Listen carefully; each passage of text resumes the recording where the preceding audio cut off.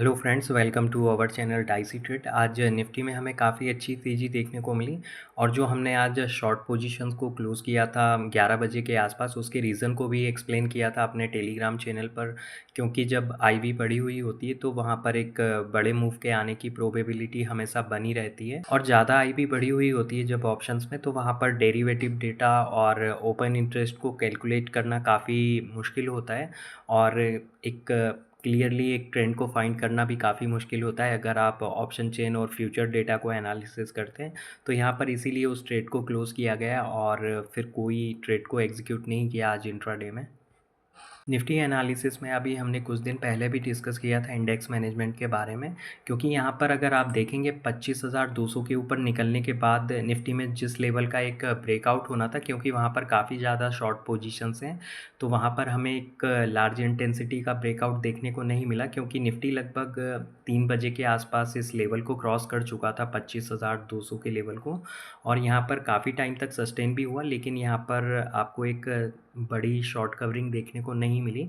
तो यहाँ पर जो हमने एक अपडेट शेयर की थी अपने टेलीग्राम चैनल पर, अगर आप हेवी वेट्स की लिस्ट देखेंगे तो यहाँ पर सबसे पहले नंबर पर आपको एचडीएफसी बैंक, दूसरे नंबर पर आईसीआई और तीसरे नंबर पर रिलायंस और चौथे नंबर पर इन्फोसिस है। और मार्केट बंद होने के बाद इन्फोसिस के रिजल्ट्स भी आए हैं। तो यहाँ पर अगर आप देखेंगे मार्केट बंद होने के ठीक पहले यहाँ पर इन्फोसिस में एक फॉल देखने को मिला और उसी के साथ यहाँ पर निफ्टी में भी हमें एक सेलिंग प्रेशर देखने को मिला, क्योंकि यहाँ पर अगर आप इसका वेटेज देखेंगे निफ्टी में तो 5% के आसपास है। और यहाँ पर अगर आप निफ्टी के आईटी इंडेक्स को भी देखेंगे तो यहाँ पर भी आपको मार्केट बंद होने से पहले एक शार्प सेल ऑफ देखने को मिला। और जैसा कि हमने कहा था कि अगर इन्फोसिस के रिजल्ट्स अच्छे आते हैं तो निफ्टी में गैप अप ओपनिंग देखने को मिलेगी और अगर ख़राब रिजल्ट्स आते हैं या थोड़े बहुत नेगेटिव आते हैं तो वहाँ पर आपको एक गैप डाउन ओपनिंग देखने को मिलेगी निफ्टी में।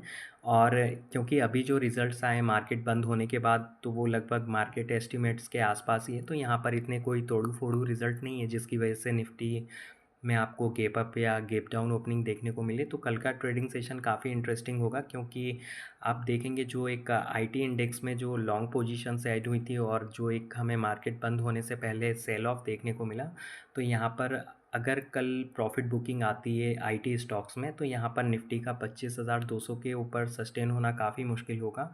और अगर आप निफ्टी में आखिरी के कुछ मिनट्स को देखेंगे तो यहाँ पर आपको काफ़ी तेज़ी से एक शार्प फॉल देखने को मिला, जो कि काफ़ी नेगेटिव साइन है निफ्टी के लिए। निफ्टी में अगर आप सेक्टर वाइज वेटेज को देखेंगे तो यहाँ पर बैंकिंग सेक्टर काफ़ी बड़ा है, 37% के अराउंड निफ्टी में कंट्रीब्यूशन है।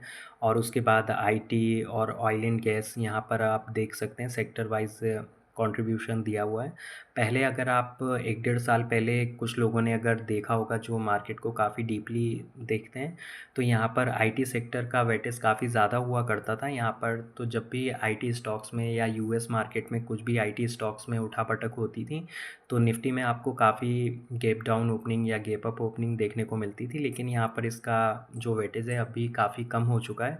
तो यहाँ पर बैंकिंग सेक्टर्स के जो स्टॉक हैं जो काफ़ी हैवी वेटेज हैं, जैसे कि आईसीआईसीआई बैंक और एचडीएफसी बैंक, तो यहाँ पर इसको स्टेबल रखने के लिए यहाँ पर बैंकिंग सेक्टर का वेटेज काफ़ी ज़्यादा इंक्रीज़ कर दिया है निफ्टी में। और ये जो सेक्टर है ये चेंज भी होते रहते हैं निफ्टी में जो वेटेज होता है, क्योंकि जब भी निफ्टी में रीबैलेंसिंग होती है। लेकिन अगर आप पिछले कुछ टाइम से देखेंगे तो यहाँ पर heavy weights mostly banking stocks ही हैं। और जो लास्ट निफ्टी में रीबैलेंसिंग हुई थी वो 30 जून को हुई थी, उसके बाद बैंकिंग सेक्टर का वेटेज काफ़ी इंक्रीज़ कर दिया गया है निफ्टी में। और उसके बाद आईटी और ऑयल एंड गैस को देखेंगे तो यहाँ पर ये तीन काफ़ी हैवी वेटेज हैं। अगर यहाँ पर बैंकिंग सेक्टर में ज़्यादा वॉलेटिलिटी नहीं होती तो मोस्टली टाइम निफ्टी आपने देखा होगा जुलाई मंथ में जितने भी ट्रेडिंग सेशंस हुए तो यहाँ पर मोस्टली साइडवेज ट्रेड ही हुआ है निफ्टी मोस्टली टाइम। और या फिर 30 से 35 पॉइंट की एक नैरो रेंज में ही ट्रेड हुआ है, क्योंकि अगर बैंकिंग स्टॉक्स साइडवेज ट्रेड होते हैं तो यहाँ पर उनका वेटेज ज़्यादा है, तो निफ्टी भी साइडवेज ट्रेड ही होता है मोस्टली टाइम। और इसी के साथ हम निफ्टी की ऑप्शन चेन को एनालिसिस करें, जहाँ पर निफ्टी क्लोज हुआ है 25,219 पर। अगर आप निफ्टी की ऑप्शन चेन को एनालिसिस करेंगे तो यहाँ पर कोई ऐसे ज़्यादा खास तेज़ी के साइन नहीं है। यहाँ पर अगर आप देखेंगे डीप इन द मनी में तो लॉन्ग पोजीशंस को क्लोज़ किया जा रहा है, लेकिन एट द मनी पर अगर आप कॉल साइड का डेटा एनालिसिस करेंगे तो अभी भी काफ़ी ज़्यादा शॉर्ट पोजीशंस हैं, 25,200, 25,300, 25,400 के आसपास।